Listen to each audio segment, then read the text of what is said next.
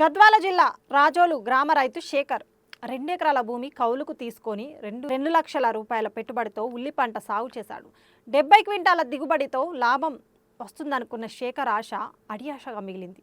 మార్కెట్లోకి క్వింటాల్ ఉల్లి ధర 300 రూపాయలు పలుకుతోంది. దీని ప్రకారం మొత్తం అమ్మిన 21,000 రాబడి రాదు. దీనికి తోడు ఉల్లిగడ్డలను తవ్వి కోయడానికి కూలీల ఖర్చు, మార్కెట్కు రవాణా ఖర్చు అదనం. దీంతో కూలీలను ఏర్పాటు చేయలేక పంట అమ్ముకొని నష్టాల పాలు కాలేక పొలంలోనే వదిలేసుకున్నాడు. అంతటితో ఆగక తన పొలంలో ఉల్లిగడ్డలున్నాయని కావాల్సిన వారు ఉచితంగా తీసుకెళ్లొచ్చని రాజోలు చుట్టుపక్కల గ్రామాల్లో ప్రజలకు చెప్పాడు. దీంతో ప్రజలు, స్థానిక వ్యాపారులు సంచులతో పొలంలోకి ఎగబడ్డారు. కొందరు 2-3 సంచుల్లో ఉల్లిగడ్డలు నింపుకొని సంతోషంగా వెళ్లారు. మరికొందరు మోటార్ సైకిళ్లు, ఆటోల్లో తరలించుకొని వెళ్తే ఒక కూరగాయల వ్యాపారి ఏకంగా ట్రాక్టర్ లోడ్ తీసుకెళ్లడం గ్రామంలో చర్చనీయాంశమైంది. తన పంట వృధా కాకూడదని ఉచితంగా ప్రజలను తీసుకెళ్లాలని చెప్పిన రైతు శేఖర్ మనసు ఎంతో గొప్పదని గ్రామస్తులు అభిప్రాయపడ్డారు. గిట్టుబాటు ధర లేక నష్టపోయిన రైతులను ఆదుకోవాలని ప్రభుత్వాన్ని కోరాడు.